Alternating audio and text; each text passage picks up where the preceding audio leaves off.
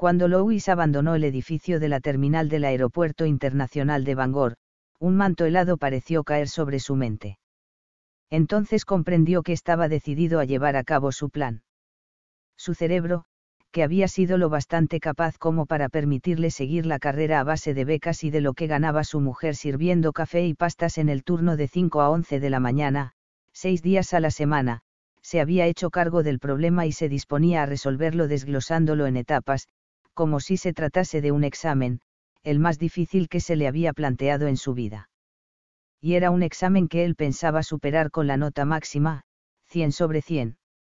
Louis se fue a Brewer, la pequeña ciudad situada en la margen opuesta del río Penobscot. Encontró un hueco para aparcar frente a la ferretería Watson.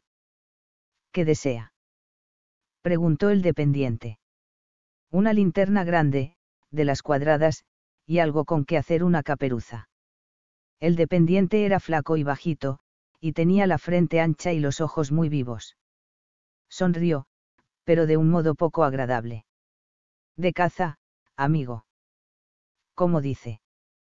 Que si va a cazar gamos esta noche con la linterna. Nada de eso, respondió Louis, muy serio. No tengo licencia de caza. El dependiente parpadeó y luego optó por tomarlo a risa. O, dicho de otro modo, que me ocupe de mis propios asuntos, Bueno, no tengo caperuzas para esas linternas grandes, pero puede ponerles un trozo de fieltro con una ranura. Así la luz no será más que una raya. Magnífico, dijo Louis. Gracias. No hay de qué darlas. ¿Alguna cosa más? Pues sí, dijo Louis. Necesito un pico, una pala y un azadón. La pala, de mango corto y el azadón, de mango largo. 3 metros de cuerda gruesa. Un par de guantes de jardinería. Y una lona impermeabilizada, de 3x3. Todo eso lo tenemos, dijo el dependiente. He de limpiar una fosa séptica, dijo Louis. Por lo visto, estoy infringiendo las ordenanzas de la zona. Y tengo unos vecinos muy curiosos. No sé si me servirá de algo cubrir la linterna, pero tengo que probar. Podría caerme una buena multa. Oh, dijo el dependiente. Pues no se olvide de añadir a la lista una pinza de la ropa para la nariz. Louis rió el chiste. Sus compras ascendieron a $58,60. Pagó en efectivo. A medida que aumentaba el precio de la gasolina, los Creed usaban cada vez menos el coche grande tipo furgoneta. Además, tenía el cojinete de una rueda en mal estado y Louis había ido aplazando la reparación, en parte por no desembolsar los $200 y en parte por pereza. Ahora le hubiera convenido usar el viejo mastodonte, pero no podía arriesgarse a tener una avería. El Civic tenía el maletero muy pequeño, y Louis no quería volver a Lulow con un pico y una pala a la vista. Hugh Crandall tenía un buen par de ojos y una cabeza despejada. Enseguida adivinaría sus propósitos. Entonces se le ocurrió que no tenía por qué regresar a Lulow. Louis volvió a Bangor por el puente Chamberlain y se instaló en el motel Ovar Johnson, en la carretera de Odlin, cerca del aeropuerto y del cementerio Pleasant View donde estaba enterrado su hijo. Se inscribió con el nombre de D.D. Ramone y pagó en efectivo. Louis se echó en la cama y trató de dormir, diciéndose que agradecería aquel descanso. En palabras de un novelista del siglo pasado, le aguardaba una noche de ímprobo trabajo, el trabajo de toda una vida. Pero su cerebro no quería reposo. Louis estaba echado en la cama de un motel cualquiera, bajo un cuadro vulgar de barcas pintorescas amarradas a un muelle pintoresco de un puerto pintoresco de Nueva Inglaterra. Estaba vestido, pero sin los zapatos y con las manos en la nuca. En la mesita de noche había dejado la cartera, el dinero suelto y las llaves.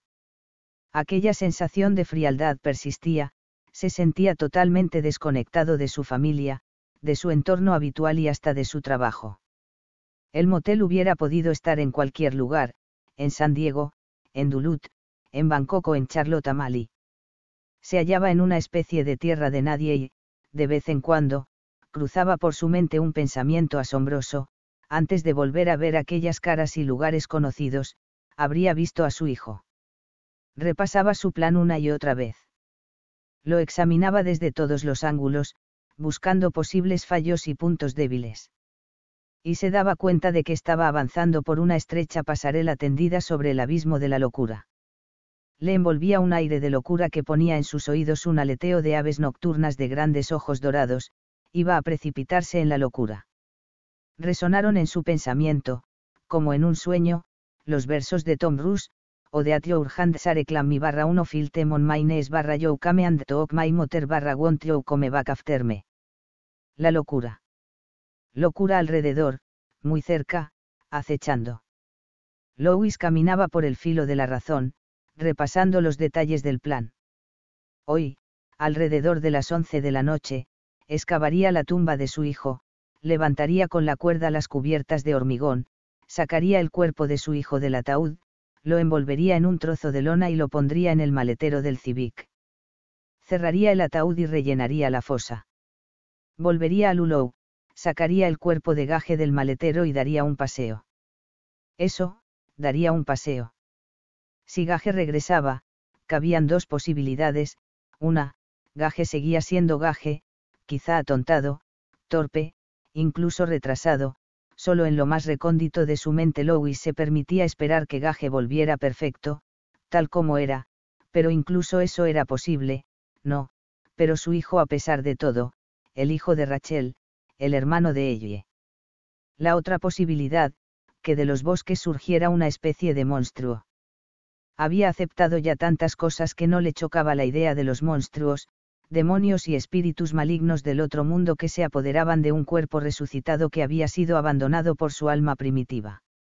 En cualquier caso, él y su hijo estarían solos. ¿Y él? Haré un diagnóstico. Sí. Eso haría. Haré un diagnóstico, no solo de su cuerpo, sino también de su espíritu. Tendré que descontar el efecto del accidente en sí, que él quizá recuerde. A la vista del ejemplo de Church, estoy dispuesto a esperar una cierta subnormalidad, quizá leve o quizá profunda. Según lo que observe durante un periodo de 24 a 72 horas, juzgaré la posibilidad de reintegración de Gage en la familia. Y si la deficiencia es muy grande, o si vuelve como al parecer volvió Timmy Batterman, convertido en un engendro del mal, lo mataré. Entonces descubrió que había llegado aún más lejos en su planteamiento de una y otra posibilidad. Como médico, se consideraba capaz de matar a Gage, si Gage era solo el envoltorio de otro ser. No se dejaría disuadir por súplicas ni artimañas. Lo mataría como se mata a una rata que lleva la peste bubónica. Y sin caer en el melodrama. Un comprimido diluido, o 2, o 3. O una inyección, si fuera necesario. En el maletín tenía morfina. A la noche siguiente, volvería a llevar el cuerpo sin vida a Pleasant-View y lo enterraría de nuevo, confiando en que la suerte le acompañara la segunda vez, aunque no sabes si te acompañará la primera, se recordó. Desde luego, sería más fácil, y también más seguro, enterrar a Gage en Pet Sematary la segunda vez, pero no quería llevar allí a Gage. Por muchas razones. Cualquier niño, al ir a enterrar a su mascota dentro de 5, 10 o 20 años, podía tropezar con los restos. Esta era una razón, pero la más importante era más simple: Pet Sematary estaba demasiado cerca. Una vez hubiera vuelto a enterrar a Gage, tomaría el avión y se reuniría con su familia en Chicago. Ni Rachel ni Ellie tendrían por qué enterarse de su frustrado experimento. Luego, sintiendo el hilo de la otra posibilidad, la que ansiaba con toda su alma poder realizar, una vez terminado el periodo de observación, él y Gage abandonarían la casa. Se irían de noche. Él llevaría consigo ciertos papeles, y nunca más volvería a Lulou. Él y Gage se alojarían en un motel, tal vez el mismo en el que ahora estaba. A la mañana siguiente, él retiraría los fondos de todas las cuentas y los convertiría en cheques de viaje de American Express. No salgas de casa sin ellos con tu hijo resucitado, pensó ahogando la risa, y dinero en efectivo. Él y Gage tomarían un avión para cualquier sitio, probablemente, Florida. Desde allí llamaría a Rachel para decirle dónde estaba y pedirle que se reuniera con él llevando a Ellie, pero sin decir a sus padres a dónde iba. Lois creía poder persuadirla. No hagas preguntas, Rachel. Pero ven. Ven ahora mismo. No esperes ni un minuto. Le daría las señas. Seguramente, un motel. Rachel y Ellie llegarían en un coche de alquiler. Él les abriría la puerta y tendría a Gage cogido de la mano. Tal vez Gage llevara un bañador. Y después. No se atrevía a ir más allá. Era preferible volver a repasar el plan desde el principio. Suponía que tendrían que construirse nuevas identidades, para que Irwin Goldman no pudiera localizarlos utilizando su exuberante talonario. Estas cosas podían arreglarse. Recordaba vagamente que, el día en que llegó a la casa de Lulou, nervioso, cansado y bastante preocupado, de buena gana se hubiera marchado a Orlando para trabajar de socorrista en Disney World. Quizá no fuera tan descabellada la idea, después de todo. Se vio vestido de blanco reanimando a una mujer embarazada que había cometido la imprudencia de subir a las montañas rusas y se había desmayado. Apártense, por favor. Apártense. Dejen que circule el aire, decía él, y la mujer abría los ojos y le sonreía con agradecimiento.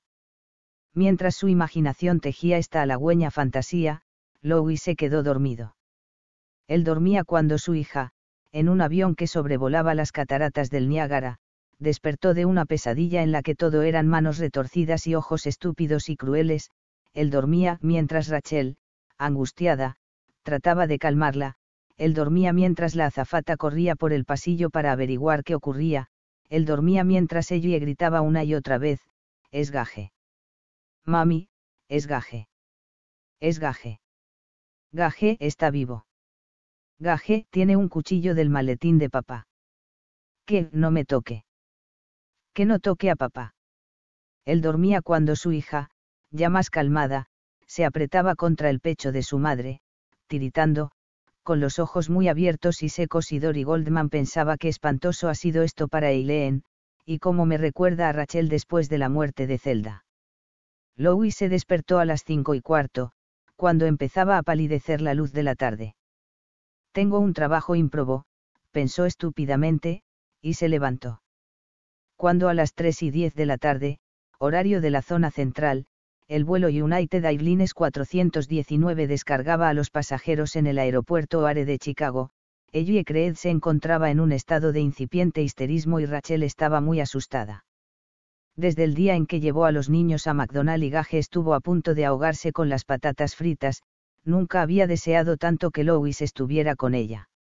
Si rozabas a Ellie en un hombro, ella daba un brinco y te miraba con unos ojos como platos, y tiritaba de pies a cabeza sin parar.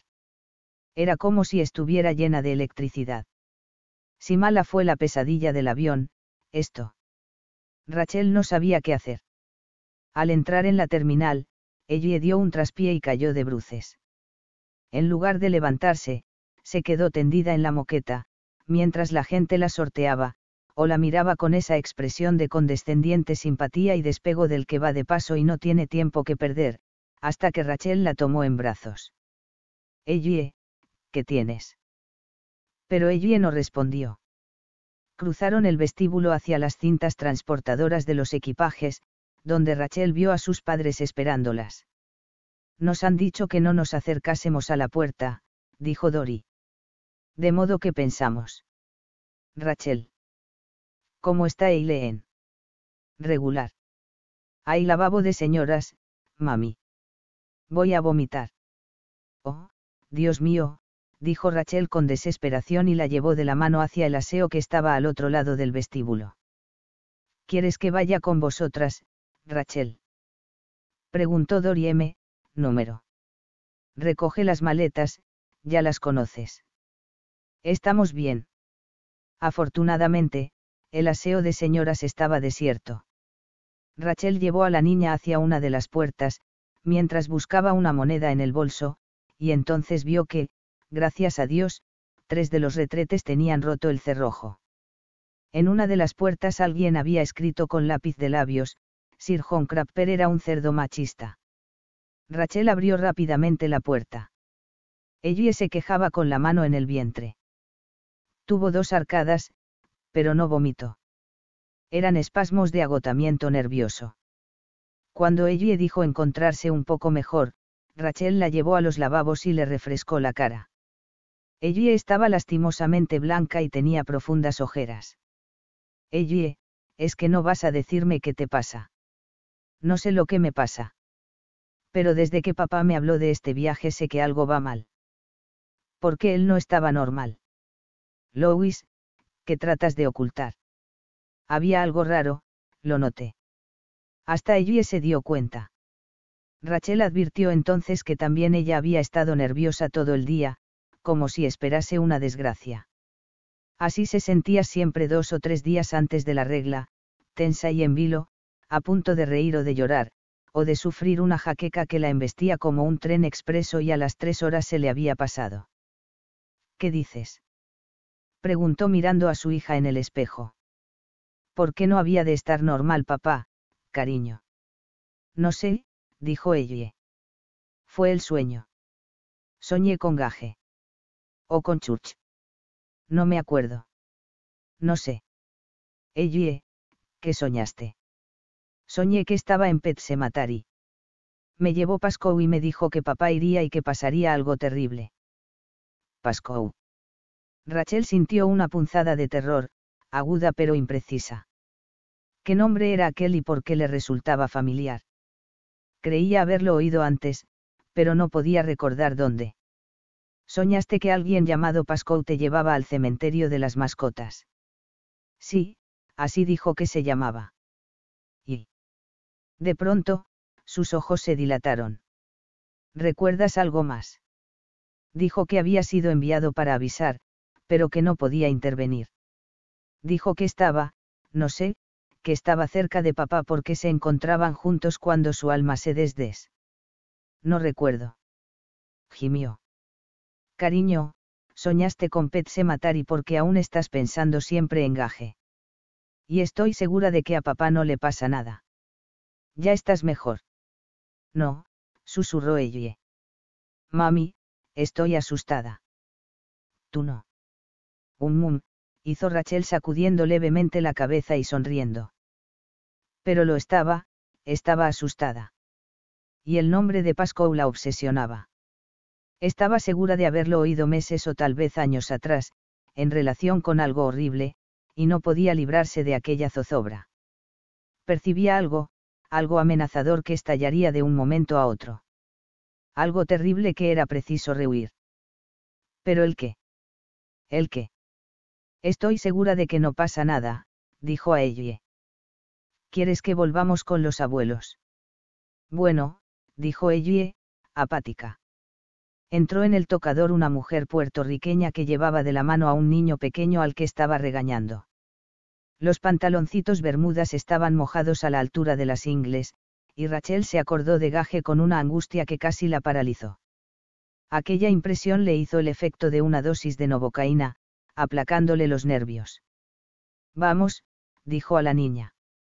Llamaremos a papá desde la casa del abuelo. Llevaba shorts, dijo Ellie de pronto, mirando al niño. ¿Quién, cariño? Pascoe. En mi sueño, llevaba shorts rojos. Esto iluminó fugazmente el nombre, y Rachel volvió a sentir aquel miedo que le hacía temblar las rodillas, pero pasó enseguida. No pudieron acercarse a la cinta transportadora de los equipajes. Rachel apenas alcanzaba a distinguir la copa del sombrero de su padre, con la plumita. Se volvió y descubrió a Dory Goldman que les guardaba 2 sillas junto a la pared y les hacía señas con la mano. Rachel llevó a Ellie hasta allí. ¿Estás mejor, cariño? Preguntó Dory. Un poquito, dijo Ellie. Mami. La niña miró a su madre y se quedó en suspenso. Rachel estaba muy erguida en la silla, con una mano delante de la boca y la cara blanca. Ya lo tenía. Había brotado de pronto, con un golpe sordo. Pues claro, debió darse cuenta inmediatamente, pero trató de desentenderse. Claro. Mami. Rachel se volvió lentamente hacia su hija, y ella oyó cómo le crujían los tendones de la nuca. Rachel apartó la mano de la boca. ¿Te dijo el hombre del sueño cuál era su nombre de pila? Mamá, ¿estás bien? ¿Te dijo su nombre de pila? Dori miraba a su hija y a su nieta como si las dos se hubieran vuelto locas. Sí, pero no me acuerdo. Mami, me haces da año. Rachel bajó la mirada y vio que su mano asía el antebrazo de ella como unas tenazas. ¿No sería Víctor? Ella aspiró bruscamente. Sí, Víctor. Dijo que se llamaba Víctor. Tú también soñaste con él. Pero no es Pascoe, dijo Rachel. Es Pascoe. Eso, Pascoe. ¿Qué pasa, Rachel? Preguntó Dori. Tomó la mano libre de Rachel e hizo una mueca al notarla helada. ¿Y qué tiene Eileen? No es Eileen, dijo Rachel, sino Lois. A Lois le pasa algo malo. ¿O le va a pasar? Quédate con ella, mamá. Tengo que llamar a casa. Se levantó y cruzó el vestíbulo en dirección a los teléfonos, mientras buscaba $1/4 en el bolso. Pidió la conferencia con cobro revertido, pero nadie aceptó la llamada. No contestaban. ¿Volverá a llamar? Preguntó la telefonista. Sí, dijo Rachel, y colgó. Se quedó mirando fijamente el teléfono. Dijo que había sido enviado para avisar, pero que no podía intervenir. Dijo que estaba cerca de papá porque se encontraban juntos cuando su alma se No me acuerdo. Se desencarnó, susurró Rachel, clavando las uñas en el bolso. Oh, Dios mío. ¿Será esta la palabra? Trató de pensar con coherencia. Había algo, además de su dolor natural por la muerte de Gage y de aquel precipitado viaje que era como una huida. ¿Qué sabía ella del muchacho que murió el día en que Lois empezó a trabajar en la universidad? Nada, respondía su mente, inexorable. Tú se lo ocultaste, como le ocultabas todo lo relacionado con la muerte, incluso la posibilidad de que se muriese el gato. ¿O es que ya no te acuerdas de aquella estúpida disputa que tuvimos en la cocina? Se lo ocultaste, porque tenías miedo, como lo tienes ahora. Se llamaba Pascoe, Víctor Pascoe. ¿Y cómo están ahora las cosas? Es una situación desesperada. ¿Qué está pasando aquí? Las manos le temblaban de tal modo que no consiguió meter la moneda en la ranura hasta el segundo intento. Ahora llamaba a la enfermería de la universidad. La Charlton aceptó la llamada, un poco intrigada. No había visto a Lois, y le hubiera sorprendido verle hoy por allí. Dicho esto, volvió a dar el pésame a Rachel, que le dio las gracias y le pidió que hiciera el favor de decirle a Lois que la llamara a casa de sus padres, si lo veía. Sí, él tenía el número, dijo en respuesta a la pregunta de la enfermera, pues no quería decirle, aunque la otra ya debía de saberlo, pues Rachel tenía la impresión de que a la Charlton no se le escapaba una, que la casa de sus padres estaba a medio continente de distancia. Rachel colgó el teléfono, sofocada y temblorosa. Debió de oír el nombre de Pascoe en cualquier sitio, eso es. Tampoco se puede criar a una criatura en una jaula de cristal, como un hámster, o qué sé yo. Oiría la noticia por la radio. O se lo dirían en la escuela, y se le quedó el nombre en la memoria. Incluso esa palabra que ella desconocía, esa especie de trabalenguas, desencarnado o lo que fuere, que tiene de particular. No demuestra nada, sino que el subconsciente es ni más ni menos que ese papel matamoscas pegajoso con el que la gente lo compara. Recordó que un profesor de psicología les dijo una vez en la universidad que, en las debidas condiciones, la memoria puede darte los nombres de todas las personas que te han presentado, todos los platos que has comido y el tiempo que ha hecho cada día de tu vida. Para ilustrar esta increíble afirmación, el profesor les dijo que la mente humana era un ordenador con un número de chips impresionante, nada de 16K, 32K, ni 64K, sino, tal vez, 1000 millones K, es decir, 1 billón. ¿Y cuánta información podía almacenar cada uno de estos chips orgánicos? Eso nadie lo sabía. Pero eran tantos, les dijo, que no era preciso borrarlos para poder volver a usarlos. En realidad, la mente tenía que desconectar algunos para proteger al individuo de la demencia informática. Uno podría ser incapaz de recordar dónde había puesto los calcetines si en las 2 o 3 células adyacentes de memoria estuviera almacenada toda la enciclopedia británica, les dijo el profesor. La clase rió, como era su obligación. Pero esto no es una clase de psicología, bien iluminada por los tubos fluorescentes, con una pizarra llena de tranquilizadoras definiciones y un dicharachero profesor auxiliar que improvisa para matar los últimos 15 minutos. Aquí hay algo espantoso, y tú lo sabes, lo notas. No sé si tendrá algo que ver con Pascoe, con Gage o con Church, pero seguro que tiene que ver con Lois. ¿Qué será? Se le ocurrió una idea que la dejó helada. Volvió a descolgar el auricular y recuperó su moneda. Estaría pensando Lois en el suicidio. Sería por eso por lo que las había echado de casa. Tenía ella dotes paranormales. Había recibido una revelación psíquica. Esta vez hizo la llamada con cobro revertido a Hood Crandall. El teléfono sonó 5 veces 6-7. Iba a colgar cuando la voz de Hood dijo, jadeante, diga. Hood. Hood, soy. Un momento, por favor, señora, dijo la telefonista.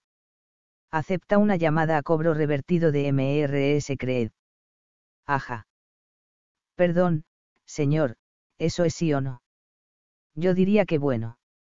Hubo una pausa, mientras la telefonista descifraba la frase.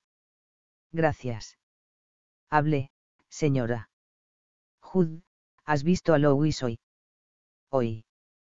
No puedo decir que le haya visto, Rachel.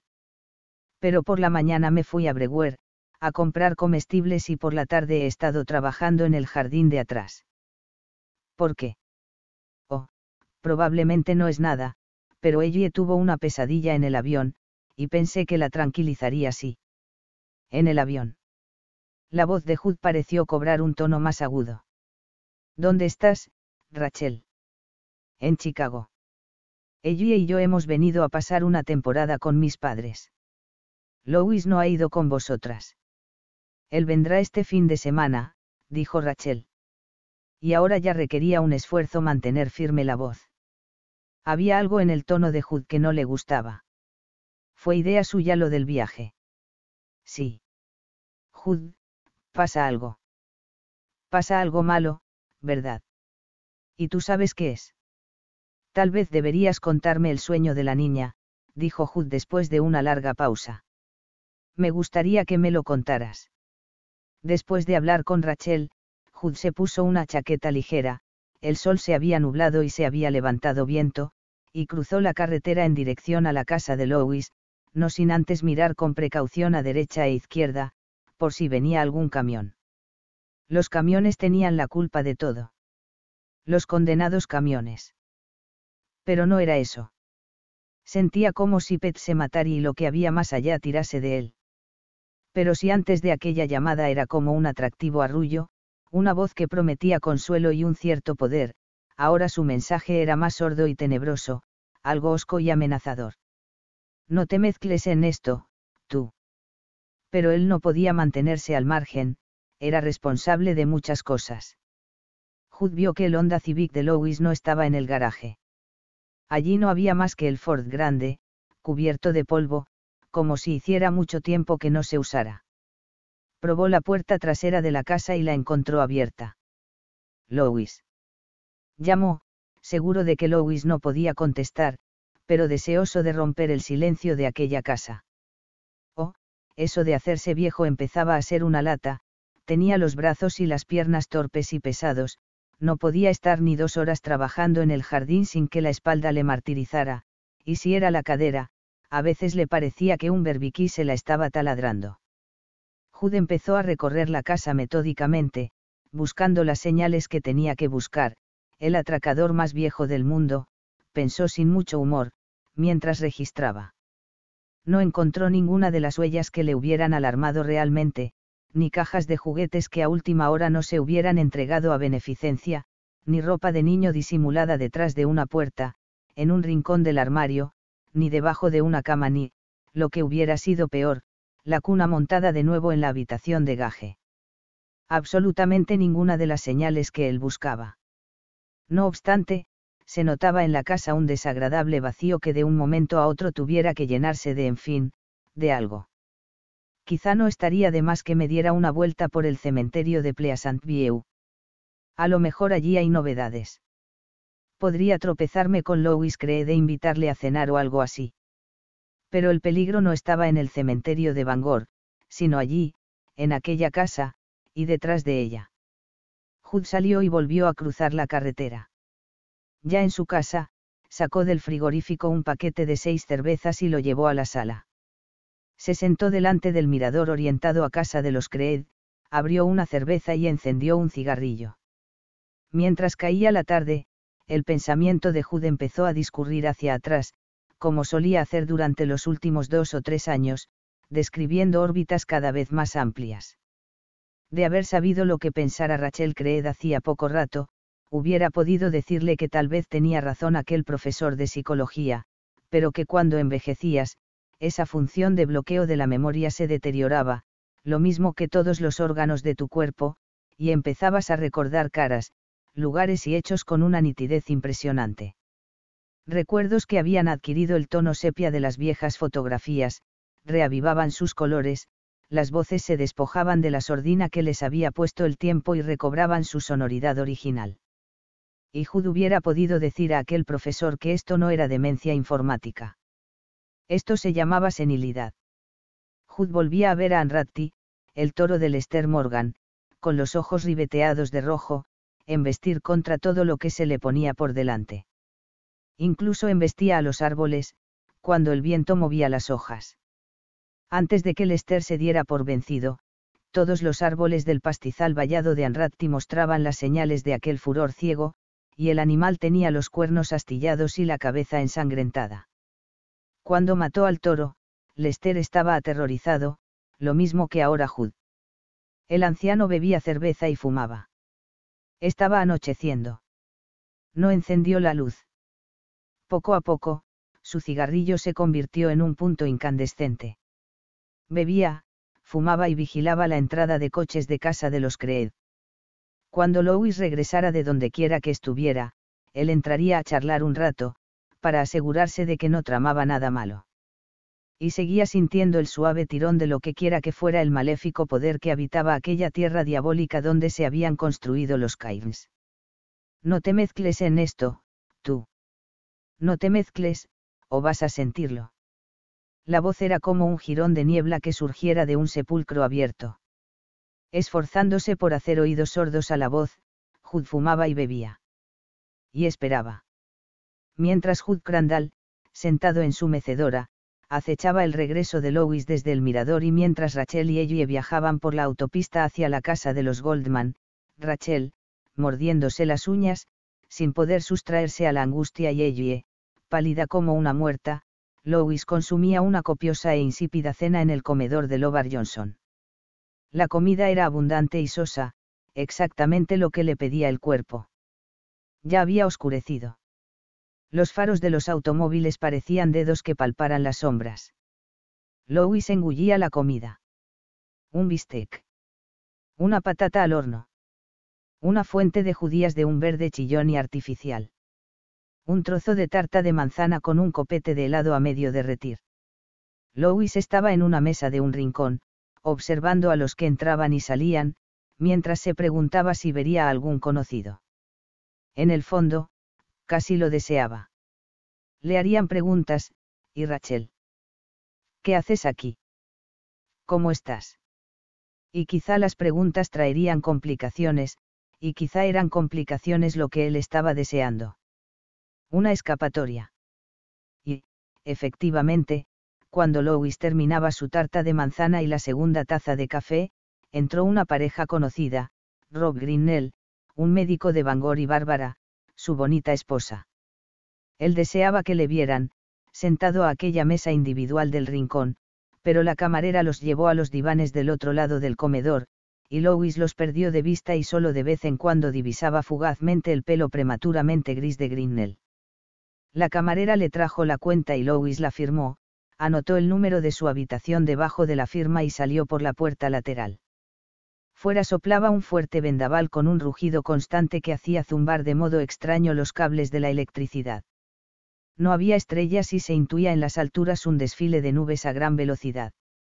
Louis se quedó unos momentos plantado en la acera, con las manos en los bolsillos y la cara al viento.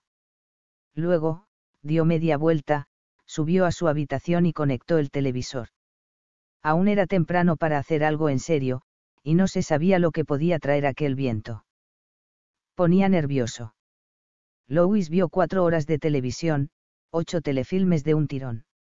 Hacía mucho tiempo que no pasaba tanto rato delante del televisor. Le pareció que todas las protagonistas eran lo que él y sus amigos de la escuela secundaria llamaban, calientabraguetas. En Chicago, Dory Goldman exclamaba, ¿qué quieres volver? ¿Por qué, hijita? Si acabas de llegar. En Lulow, Hugh Crandall, sentado en su mirador, fumando y bebiendo cerveza, repasaba su álbum de recuerdos mientras esperaba el regreso de Louis. Más tarde o más temprano, Louis tenía que volver a casa, lo mismo que la perra Lassie de aquella vieja película. Había otros caminos que conducían a Pet Sematary y al otro sitio, pero Louis no los conocía. Si intentaba algo, partiría de la puerta de su casa. Ajeno a estos hechos que eran como proyectiles de marcha lenta y que, en buena balística, apuntaban no donde él estaba sino donde estaría, Louis contemplaba la pantalla del televisor en color. No había visto ninguna de aquellas series, pero había oído hablar de ellas, una familia negra, una familia blanca, un niño que era más listo que las acaudaladas personas mayores con las que vivía, una mujer soltera, una mujer casada, una mujer divorciada. Luego, las 3 jóvenes detectives privados que hacían todas sus pesquisas con atuendos playeros. Se lo tragó todo, en su habitación del motel, lanzando de vez en cuando una mirada a la borrascosa noche. Cuando empezaron las noticias de las 11, Louis apagó el televisor y salió a hacer lo que tenía decidido tal vez desde el momento en que vio la gorra de béisbol de Gage llena de sangre en medio de la carretera. Ahora volvía a sentir aquella frialdad aún más intensamente, pero debajo había algo, un rescoldo de ansia, o de pasión, o de sensualidad. No importaba. Aquello le protegía del frío y le armaba contra el viento. Al arrancar el motor del Honda, Louis pensó que tal vez Hugh tuviera razón cuando decía que aquel lugar tenía una fuerza creciente, porque ahora la sentía a su alrededor, guiándole, o empujándole, y se preguntó, ¿podría detenerme? Podría detenerme aunque quisiera. ¿Qué quieres que? Preguntó Dory otra vez. Rachel, estás trastornada. Una noche de descanso y... Rachel solo movió la cabeza. No podía explicar a su madre por qué tenía que regresar. La decisión se alzó en ella del mismo modo que se levanta el viento, la hierba empieza a temblar, la brisa es cada vez más fuerte, se turba la calma, luego ya silban las ráfagas en los aleros y al poco tiembla toda la casa, y entonces te das cuenta de que es un verdadero huracán y que, como siga aumentando su fuerza, van a empezar a caer cosas. Eran las 6 de la tarde en Chicago. En Bangor, Louis empezaba su copiosa y anodina cena. Rachel y ella apenas probaron bocado. Cada vez que Rachel levantaba los ojos del plato se tropezaba con la mirada de su hija que le preguntaba qué pensaba hacer para ayudar a papá, qué pensaba hacer. Estaba alerta por si sonaba el teléfono, por si Hugh llamaba para decirle que Louis había vuelto y sonó una vez, ella dio un brinco y ella estuvo a punto de tirar el vaso de leche, pero era una señora del club de bridge de Dory, que preguntaba si habían tenido buen viaje. Estaban tomando café cuando Rachel soltó la servilleta bruscamente y dijo, «Papá, mamá, lo siento, pero tengo que volver a casa. Si encuentro plaza en un avión, me iré esta misma noche». Sus padres la miraron con la boca abierta, pero ella cerró los ojos con una expresión de alivio propia de una persona mayor. Hubiera resultado cómica, de no ser por la palidez y crispación de su cara. Ellos no comprendían, y Rachel no podía explicárselo, como tampoco hubiera podido explicar por qué esos soplos de aire que apenas alcanzan a mover la hierba pueden aumentar de fuerza hasta ser capaces de derribar una casa. Ella no creía que ella hubiera oído por la radio la noticia de la muerte de Víctor Pascoe y almacenado la información en el subconsciente. Rachel, cariño. Su madre hablaba melosamente, como el que se dirige a una persona que sufre un histerismo pasajero pero peligroso. Esto no es más que una secuela de la muerte de tu hijo. Tú y ella estáis muy afectadas, y es natural. Pero podrías derrumbarte si. Rachel no le contestó. Se fue al teléfono del vestíbulo, buscó el número de Delta en las páginas amarillas y marcó mientras Dory, a su lado, decía que debían pensarlo y hablar más despacio, tal vez hacer una lista. Y ella, detrás de su abuela, la miraba con su carita de angustia, y ahora con una leve esperanza que animaba a Rachel. Delta Airlines, contestó una voz jovial. Al aparato, Kim. ¿En qué puedo hervirle? Me urge llegar a Bangor. Podría hacer el viaje esta misma noche. Se trata de una emergencia. Haría el favor de comprobar si hay enlaces. Lo miraré, señora, dijo la voz, dubitativamente. Pero hay muy poco margen. Lo sé, pero le agradeceré que lo compruebe, dijo Rachel con la voz un poco ronca. Aunque sea en lista de espera, cualquier cosa. Está bien, señora. No se retire, por favor. La línea quedó en silencio. Rachel cerró los ojos y, al momento, notó que en su brazo se posaba una mano fría. Al abrir los ojos, vio a ella a su lado. Irwin y Dory se mantenían a distancia, hablando en voz baja y mirándolas. Así se mira a los que cree uno que están locos, pensó Rachel con cansancio. Esbozó una sonrisa para ella. No les hagas caso, mami, dijo la niña en voz baja. Descuida, hermana mayor, dijo Rachel. E hizo una mueca de dolor. Así la llamaban desde que nació Gage. Pero ya no era hermana mayor de nadie. Gracias, dijo ella. Es muy importante, ¿verdad? Ella asintió. Mi vida, yo te creo. Pero me ayudaría mucho que me dijeras algo más. Es solo el sueño, no, respondió ella. Ahora es todo. Es algo que me corre por todo el cuerpo. ¿No lo notas, mami? Es como un viento. Ella suspiró entrecortadamente. Pero no sabes lo que es. No recuerdas nada más de ese sueño. Ella cerró los ojos tratando de recordar y movió la cabeza lentamente. Papá. Church. Y Gage. Pero no sé por qué están juntos. Rachel la abrazó fuertemente. No pasará nada, dijo, pero la opresión del pecho no se le aliviaba. Oiga, señora. Dijo el empleado de la oficina de reserva de pasajes. Diga. Rachel oprimió con más fuerza el teléfono y a su hija. Me parece que podré ponerla en Bangor, señora. Pero llegará muy tarde. Eso no importa, dijo Rachel. ¿Tiene un lápiz a mano? Es complicado. Sí, ya puede empezar, dijo Rachel, sacando un cabo de lápiz del cajón y disponiéndose a tomar nota en el dorso de un sobre. Rachel escuchó atentamente y lo anotó todo. Cuando el empleado acabó de hablar, ella sonrió un poco y formó una O con el índice y el pulgar, para dar a entender a ella que todo saldría bien. Probablemente saldría bien, rectificó. Algunos de los transbordos parecían muy justos, especialmente, el de Boston.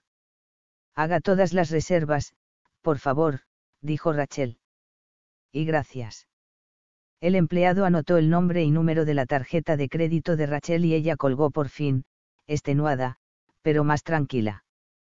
Miró a su padre. ¿Me acompañas al aeropuerto, papá? Quizá debería decir que no, dijo Goldman. Me parece que tendría que impedirte que cometieras esta locura. Pobre de ti. Gritó ella. No es una locura. No. Goldman parpadeó y dio un paso atrás ante aquella explosión de ferocidad. Acompáñala, Irwin, dijo Dory pausadamente. Yo también empiezo a estar nerviosa. Me sentiré mejor cuando sepa que Lois está bien. Goldman miró a su mujer un momento y luego se volvió hacia Rachel. De acuerdo, dijo. Te llevaré al aeropuerto si eso es lo que quieres. Y hasta estoy dispuesto a acompañarte a Lulou. Gracias, papá, dijo Rachel moviendo la cabeza. Pero me han dado el último asiento que quedaba en cada avión. Es como si Dios me los hubiera guardado. Irwin Goldman suspiró. En aquel momento, parecía muy viejo y Rachel hasta le encontró cierto parecido con Hugh Crandall. Aún tienes tiempo de preparar un maletín de mano, dijo. Si conduzco como cuando tu madre y yo nos casamos, podemos estar en el aeropuerto dentro de 40 minutos. Déjale tu neceser, Dory. Mami, dijo ella. Rachel la miró. La niña tenía la cara brillante de sudor. ¿Qué, mi vida? Ten cuidado, mami, dijo ella. Ten mucho cuidado. Los árboles no eran más que sombras que desfilaban sobre el fondo de las nubes iluminadas por las luces del cercano aeropuerto. Louis aparcó el Honda en Mason Street, que discurría a lo largo del lado sur del cementerio. El viento era tan fuerte que casi le arrancó la puerta de la mano y Louis tuvo que empujar con fuerza para cerrarla. El viento le azotó el faldón de la chaqueta cuando él se inclinó para abrir el maletero del Honda y sacar las herramientas que había envuelto en un trozo de lona. Antes de cruzar hacia la reja de hierro forjado que circundaba el cementerio, Louis se paró en el bordillo, en una zona de sombra entre dos farolas, mirando a derecha e izquierda, por si se acercaba algún coche. Si podía evitarlo, no quería ser visto, aunque el otro no se fijase en él. A su lado, gemían las ramas de un viejo olmo, sacudidas por el viento. Dios, y qué asustado estaba. Aquello no era un trabajo ímprobo. Era un trabajo demencial. No había tráfico. En Mason Street las farolas estaban alineadas en perfecta formación proyectando círculos de luz sobre la acera en la que, durante el día, a las horas de salida de la escuela primaria Fairmount, los chicos iban en bicicleta y las niñas saltaban a la comba o jugaban a la rayuela, sin reparar en el cementerio, salvo quizá en vísperas de Todos los Santos, en que el recinto adquiría un tétrico encanto. Algunos se acercaban a colgar un esqueleto de papel en la alta reja de hierro, mientras repetían entre risas ahogadas los viejos chistes de siempre: es el sitio más popular de la ciudad, la gente se muere por entrar. ¿Por qué está feo reír en el cementerio? ¿Por qué hay un silencio sepulcral? Gage, murmuró Louis. Gage estaba allí dentro, detrás de la reja de hierro, injustamente prisionero, bajo una capa de tierra oscura, y eso no era un chiste. Te sacaré de ahí, Gage, pensó. Te sacaré, muchacho, o moriré en el intento. Louis cruzó la calle con el pesado fardo en los brazos, subió a la otra acera, volvió a mirar a uno y otro lado y arrojó el fardo por encima de la reja. Se oyó un leve tintineo cuando el paquete cayó al otro lado. Louis se frotó las manos para sacudir el polvo y echó a andar, después de tomar un punto de referencia. De todos modos, aunque se desorientara, no tenía más que seguir la cerca por la parte de dentro hasta situarse frente al Civic y daría con el sitio. Pero estaría abierta la verja a aquella hora. Siguió por Mason Street hasta la señal de stop. El viento le empujaba haciéndole apretar el paso. Sombras bailaban y se entrelazaban en la calzada. Dobló por Pleasant Street, siempre siguiendo la reja. Los faros de un coche se acercaban y Louis se detuvo, disimulándose detrás de un olmo. No era un coche de la policía, sino una camioneta que subía hacia Hammond Street y, seguramente, hacia la autopista. Cuando hubo pasado, Louis siguió andando. La verja estará abierta, desde luego. Tiene que estar abierta. Llegó a la verja, que tenía traza de catedral esbelta y grácil, entre las sombras que el viento hacía danzar. Louis extendió el brazo y empujó. Cerrada. Pues claro, estúpido, imaginabas que iban a dejar abierta la verja de un cementerio situado dentro de los límites municipales de una ciudad americana, después de las 11 de la noche. La gente ya no es tan confiada, amigo. Ya no. ¿Y qué haces ahora? Ahora tendría que escalar, confiando en que en el vecindario nadie apartaría los ojos del show de Johnny Carson para mirar por la ventana y ver a este torpe grandullón trepar por las barras de hierro. Oiga, policía. Acabo de ver a un tipo torpe y grandullón escalar la verja del cementerio de Pleasant View. Al parecer, se moría por entrar. Asunto de vida o muerte. No, no bromeo. Estoy mortalmente serio. Me parece que deberían ustedes investigar. Louis continuó por Pleasant Street y torció nuevamente a la derecha. El viento enfriaba y evaporaba las gotas de sudor de su frente y sus sienes. Su sombra se alargaba y acortaba a la luz de las farolas. A su lado, impertérrita, la alta reja. Louis se detuvo, obligándose a sí mismo a mirarla realmente. ¿Tú piensas saltar eso? Vamos, no me hagas reír. Louis Creed era un hombre alto, de casi 1,90 m, pero aquella reja tenía por lo menos 3 metros de alto y cada uno de sus barrotes estaba rematado por una decorativa punta de lanza. Bueno, decorativa a no ser que al ir a pasar la pierna por encima resbalaras y te clavaras una de aquellas puntas en los testículos. Y allí te quedarías, ensartado como un cerdo en el asador, dando voces hasta que alguien llamara a la policía y te sacaran y llevaran al hospital. Seguía sudando y tenía la camisa pegada a la espalda. No se oía más que el lejano rumor del tráfico de última hora en Hammond Street. Tenía que haber un modo de entrar. Tenía que haber un modo. Vamos, Louis, tienes que aceptar la evidencia. Puede que estés loco, pero no tanto. Aunque consiguieras subir a pulso hasta ahí arriba, tendrías que ser un consumado gimnasta para salvar esas puntas sin quedarte clavado. Y, aun suponiendo que consiguieras entrar, ¿cómo ibas a salir con Gage en brazos? Siguió andando.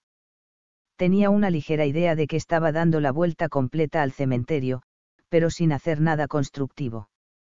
Bueno, lo que voy a hacer es lo siguiente: esta noche regresaré a Lulow y volveré mañana, al anochecer. Entraré por la puerta antes de que cierren y me quedaré escondido hasta la medianoche o más tarde. En otras palabras, mañana haré lo que hubiera podido hacer hoy, de haber sido más listo. Buena idea, oh gran maestro Louis. Y mientras, ¿qué pasa con el fardo de herramientas que eché por encima de la cerca? Pico, pala, linterna, no falta más que un letrero que diga, equipo para robar tumbas. Cayó entre los arbustos. ¿Quién quieres que lo encuentre, por el amor de Dios? Eso sería lo más sensato. Pero era sensata aquella empresa en la que se había embarcado. Además, su corazón le decía categóricamente que al día siguiente no volvería. Si no lo hacía esta noche, no lo haría nunca. Ya nunca podría volver a mentalizarse con este frenesí de locura. Este era el momento, el único momento que tenía. Por este lado había menos casas, al otro lado de la calle, se divisaba algún que otro cuadrado de luz amarillenta y en uno de ellos, el parpadeo grisáceo de un televisor en blanco y negro, y, al mirar entre los barrotes, observó que aquí las tumbas eran más viejas, las lápidas estaban erosionadas y, algunas, inclinadas hacia adelante o hacia atrás, por efecto de muchas heladas y deshielos. Había otra señal de stop delante de él y al torcer otra vez hacia la derecha estaría en una calle que discurría en dirección más o menos paralela a Mason Street, su punto de partida. Y, cuando hubiera dado la vuelta completa, ¿qué haría? Cobrar $200 y empezar desde la primera casilla. Darse por vencido. Unos faros doblaron la esquina y Louis se paró detrás de otro árbol, a esperar que pasara el coche. Este avanzaba muy despacio y, a los pocos segundos, el haz blanco de un faro surgió de la ventanilla lateral y recorrió la reja. Louis sintió una dolorosa opresión en el pecho. Era un coche de la policía que patrullaba alrededor del cementerio. Louis se apretó contra el tronco. Sintió en la mejilla la áspera corteza. Confiaba que el tronco fuera lo bastante grueso como para ocultarle. El haz luminoso se acercaba. Louis bajó la cabeza, hurtando la cara a la luz, que, al llegar al árbol desapareció un momento para surgir de nuevo a la derecha de Louis. Él se desplazó ligeramente, para mantenerse fuera del campo visual del coche. Por un momento, distinguió las luces azules del techo del vehículo. Ahora se encenderían las bombillas rojas del freno, se abrirían las puertas y el foco retrocedería para señalarle como un gran dedo blanco. Usted. El del árbol. Salga donde podamos verle, y con las manos vacías. Fuera, ya. El coche patrulla siguió su marcha. Al llegar a la esquina, hizo pausadamente la señal con el intermitente y torció hacia la izquierda. Louis se apoyó en el árbol, con la boca seca y agria. Seguramente, pasarían junto al Honda, pero no importaba. En Mason Street se podía aparcar desde las 6 de la tarde hasta las 7 de la mañana. Había otros muchos coches. Sus dueños debían de habitar los bloques de apartamentos diseminados por el otro lado de la calle. Louis se quedó mirando la copa del árbol tras el que se había escondido. Mismamente encima de su cabeza estaba la horquilla. Sería fácil. Sin darse tiempo para pensarlo, se hizo hasta la horquilla, apoyándose en el tronco con las suelas de sus zapatillas y haciendo caer fragmentos de corteza. Afianzó una rodilla y al momento estaba de pie sobre la horquilla del árbol. Si el coche patrulla volvía en aquel momento, el foco iluminaría a un extraño pájaro posado en el olmo. Tenía que moverse deprisa. Subió a otra rama que se extendía por encima de la reja. Sentía la absurda sensación de tener otra vez 12 años. El árbol no estaba quieto, sino que se balanceaba suave, casi sosegadamente, a impulsos del viento. Louis calculó distancias y, adelantándose al miedo, se colgó de la rama con las manos. La rama era tal vez un poco más gruesa que la muñeca de un hombre robusto. Colgado de las manos, con las zapatillas bailando a casi 2,5 metros del suelo, Louis fue avanzando hacia la reja. La rama se vencía, pero no parecía que fuera a romperse. Con el rabillo del ojo, Louis distinguía su sombra sobre la acera, como la silueta de un mono contrahecho. El viento le helaba las empapadas axilas y empezó a tiritar a pesar de que el sudor le resbalaba por la cara y el cuello. A cada uno de sus movimientos, la rama caía y bailaba. A medida que él se separaba del tronco, el balanceo de la rama se hacía más pronunciado. Le dolían las palmas de las manos y las muñecas y empezó a temer que la rama se le escurriera entre los dedos sudorosos.